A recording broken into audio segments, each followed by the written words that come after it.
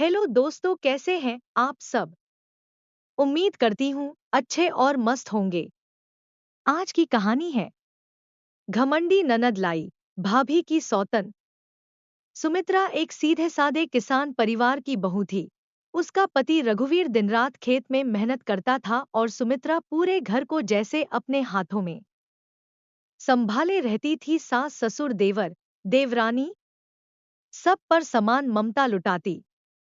लेकिन एक रिश्ता ऐसा था जो सुमित्रा की जिंदगी को हमेशा कांटे की तरह चुभता रहा। उसकी ननद रीमा। रीमा शहर की पढ़ी लिखी दिखावटी और घमंडी लड़की थी। जब भी वह मायके आती, सुमित्रा की सादगी और मेहनत को तुच्छ समझती। भाभी, आप तो अभी भी आटे में हाथ डालती हैं। अरे शहर में तो हम मशीन से पिसा आटा मंगवाते हैं, रीमा कहती और मुस्कुरा कर चाय का घूंट लेती। सुमित्रा चुपचाप मुस्कुरा देती। वह जानती थी कि रिश्ते निभाना भाषा से नहीं, व्यवहार से होता है। मगर रीमा हमेशा हर बात में टांग अड़ाती। देवरानी से लेकर भाभी तक किसी को चैन से जीने नहीं देती थी। एक दिन रीमा घर आई तो उसकी आंखों में कुछ और ही चमक थी। उसने आते ही कहा, भाभी आपको एक सरप्राइज दूंगी, बहुत बड़ा वाला। सुमित्रा ने मुस्कुराकर पूछा, कैसा सरप्राइज रीमा। रीमा बोली, भाई की दूसरी शादी करा दूंगी। तब पता चलेगा आपको असली स्पर्धा क्या होती है।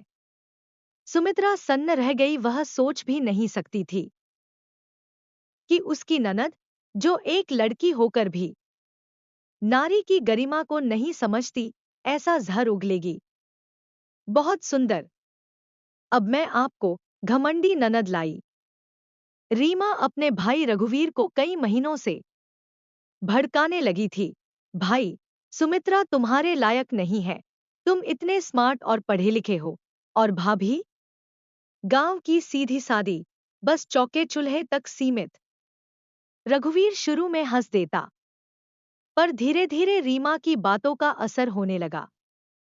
और फिर एक दिन रीमा ने शहर से एक लड़की को गांव लाकर घर में खड़ा कर दिया। सावित्री, लंबी, गोरी, स्टाइलिश और बेहद चालाक।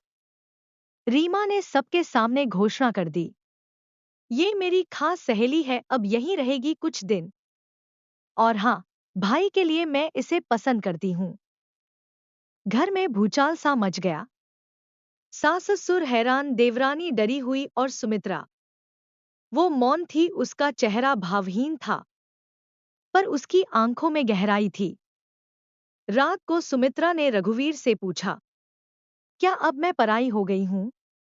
रघुवीर ने कहा, तुम बहुत अच्छी हो सुमित्रा, लेकिन जिंदगी में कुछ नया चाहिए। सुमित्रा समझ गई रीमा ने जीत हासिल कर ली थी। लेकिन कहानी अब शुरू हुई थी। सावित्री को घर में आते ही रसोई में जाने की मनाही थी, क्योंकि वो आधुनिक थी। लेकिन उसने सबसे पहले सुमित्रा की रसोई पर कब्जा करने की चाल चली।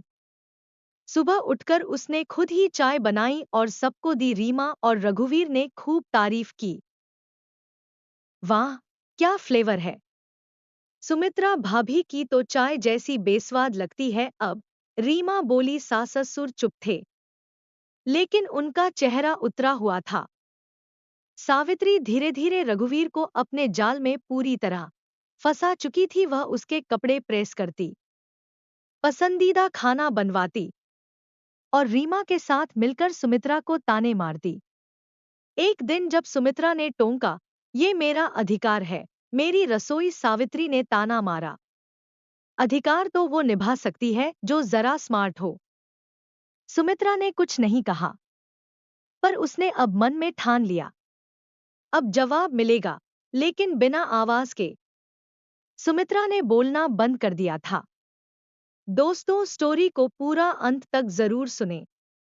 यदि आप हमारे चैनल पर नए हैं और अभी तक आपने चैनल को सब्सक्राइब नहीं किया है, तो प्लीज वीडियो को लाइक और चैनल को सब्सक्राइब जरूर कर लें।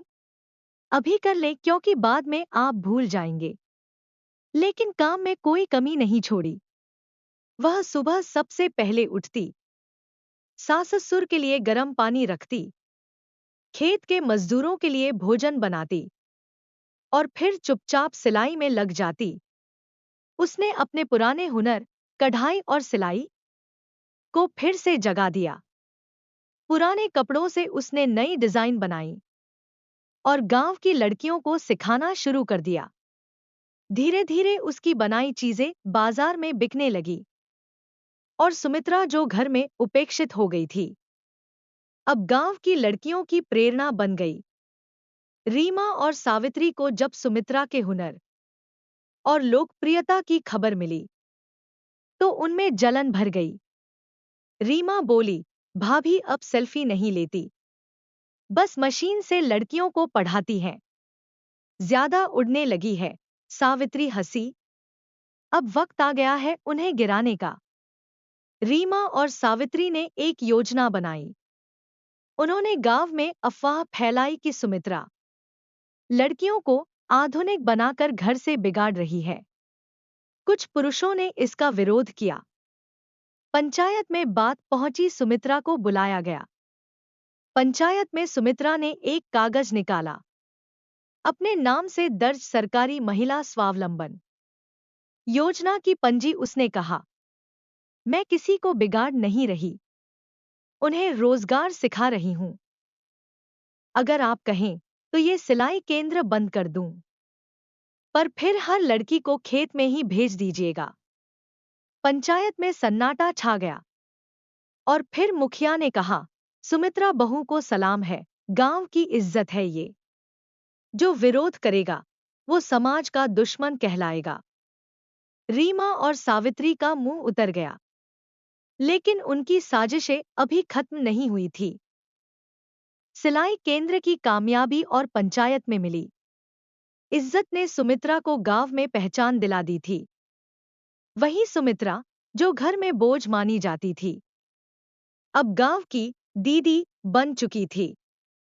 रघुवीर के कानों में जब यह बात गई कि उसकी पत्नी का नाम अब गांव की लड़कियों की जुबान पर है, तो वो चौंका।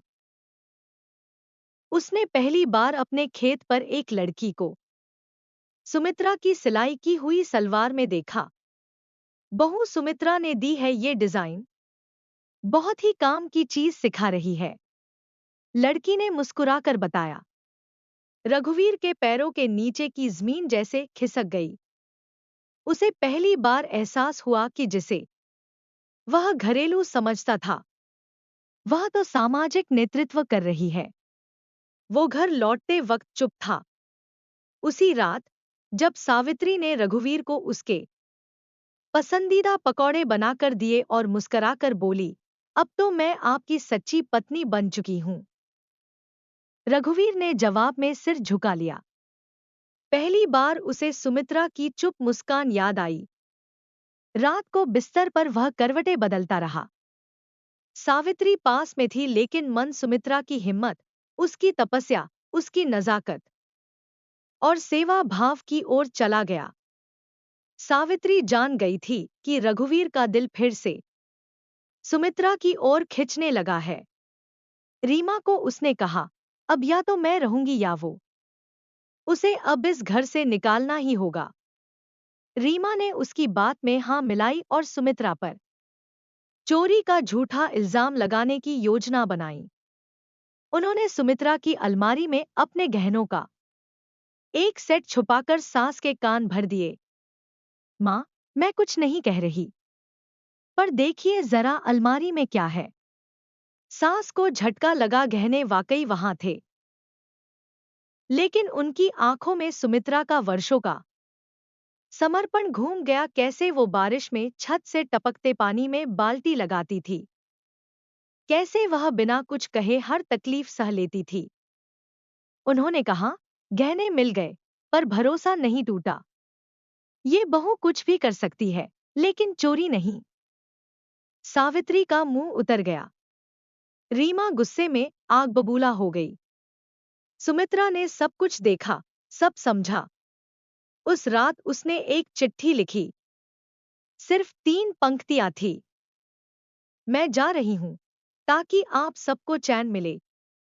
आपके आंगन को मेरी छांव की जरूरत नहीं, लेकिन जहां जाऊंगी वहां अपना सूरज खुद उगाऊंगी।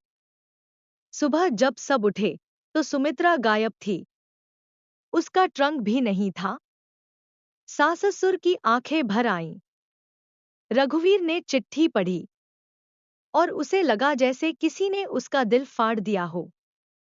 सावित्री मुस्कुरा रही थी, लेकिन उसे नहीं पता था कि अब कहानी पलटने वाली थी। सुमित्रा गांव छोड़कर शहर चली गई थी, वहीं जहां कभी रीमा पड़ी थी, वहीं जहां रीमा ने सावित्री से दोस्ती की थी। शहर के एक एनजीओ में उसने अपने हुनर का परिचय दिया और उसे एक महिला सशक्तिकरण केंद्र में मास्टर ट्रेनर की नौकरी मिल गई। अब वह हजारों महिलाओं को प्रशिक्षित कर रही थी और टीवी चैनल्स में उसके इंटरव्यू दिखने लगे। गांव की सीधी सादी बहू अब महिलाओं की प्रेरणा बन गई है, ऐसा एक चैनल ने कहा। उसके हाथ में अब वो ताकत थी जो रीमा और सावित्री को कभी नहीं मिली, सम्मान और स्वाभिमान। गांव में सब लोग अब सुमित्रा की खबरें अखबारों में पढ़ रहे थे। सास ने अखबार को सीने से लगा लिया। रघुवीर अब पूरी तरह टूट चुका था। सावित्री अब उसे बोझ लगने लगी थी। वो न मुस्कुराती थी, न सेवा करती थी, और उसका घमंड अब दिन रात चुभने लगा था। रीमा को भी गांव की औरतें ताने मारने लगी। बहन को सौंपी थी जो सौतन बनाकर लाई, देखो असली रानी तो भाभी निकली। रीमा ने शहर फोन मिलाया, लेकिन सुमित्रा ने बात नहीं की। सावित्री अब रोज अकेली बैठी रहती। रघुवीर ने बात करना तक बंद कर दिया था। सास के तानों से वह तंग आ गई थी। तू तो लकी थी सावित्री जो सुमित्रा के घर में आई। अब देख, न इस रही न घर में मान। रीमा ने कई बार कोशिश की कि सुमित्रा को फोन करे, पर हर बार जवाब एक ही आता, वो इस समय व्यस्त है। एक दिन रीमा ने हिम्मत करके महिला सशक्तिकरण केंद्र जाकर माफी मांगी। भाभी, तुमने मुझे माफ कर दिया ना? सुमित्रा मुस्कुराई नहीं, बस बोली, रीमा, जब चोट गहरी हो तो माफ करना आसान है, लेकिन भूल जाना मुश्किल। रीमा चुपचाप लौट गई। अब उसकी आंखों में पहली बार पश्चाताप के आंसू थे। वह समझ चुकी थी उसने सच्ची भाभी को खो दिया। रघुवीर शहर गया पहली बार बिना बुलाए। उसने महिला केंद्र में सुमित्रा के सामने आकर हाथ जोड़ दिए। सुमित्रा, मैंने बहुत बड़ा पाप किया। उस दिन जब तू घर छोड़कर गई, उसी दिन मेरी आत्मा मर गई। मैं फिर कभी चैन से नहीं सो पाया। सुमित्रा ने उसकी आंखों में देखा। वो वही आंखें थी जो कभी उसको देखकर घृणा से भर जाती थी। आज उनमें पश्चाताप, प्रेम और हार थी। सुमित्रा ने कहा, रघुवीर जी, मैं अब किसी की छाव नहीं बनूंगी। अब मैं अपना घर, अपना समाज और अपनी पहचान खुद बनाऊंगी। रघुवीर ने सिर झुका लिया। लेकिन सुमित्रा ने आगे कहा, अगर आप सच में बदले हैं तो लौट जाइए गांव। वहां की बहुओं को अब आपके समर्थन की जरूरत है। एक महीने बाद गांव में बड़ा मेला लगा था। मुख्य अतिथि थी सुमित्रा देवी, महिला प्रेरणा पुरस्कार विजेता। गांव की औरतें फूल लेकर आईं। सास की आंखें नम थी। रीमा ने सार्वजनिक मंच से माइक पर कहा, आज मैं सबसे माफी मांगती हूं। मैंने अपनी भाभी के साथ अन्याय किया। सच्ची बहू वही थी, मैंने तो बस धोखा किया। सावित्री हाथ जोड़कर सुमित्रा से माफी मांगती हुई बोली, मुझे अपना सेवक बना लो।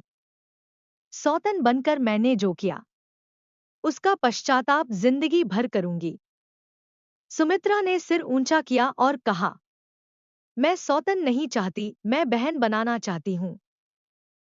जिस घर में औरतें एक दूसरे की सहेली बन जाएं, वह घर फिर कभी नहीं उजड़ता। गांव की भीड़ तालियों से गूंज उठी। सुमित्रा फिर उसी घर लौटी, लेकिन अब वो एक अबला नहीं, एक सबला नारी थी, जो सिर्फ अपने घर की नहीं, अब गांव और समाज की बहू रानी बन चुकी थी। प्यारे दोस्तों, यह कहानी यहीं पर समाप्त होती है। आपको यह कहानी कैसी लगी? कमेंट बॉक्स में जरूर बताएं। अगर आपको हमारी ये कहानी पसंद आई हो, तो कृपया हमारे वीडियो को लाइक, शेयर और चैनल को प्लीज सब्सक्राइब जरूर कर लें। इससे हमें मोटिवेशन मिलता है और आप तक ऐसी ही प्रेरणादायक और मजेदार कहानियां सबसे पहले पहुंचती रहेगी। प्यारे दोस्तों, नमस्कार।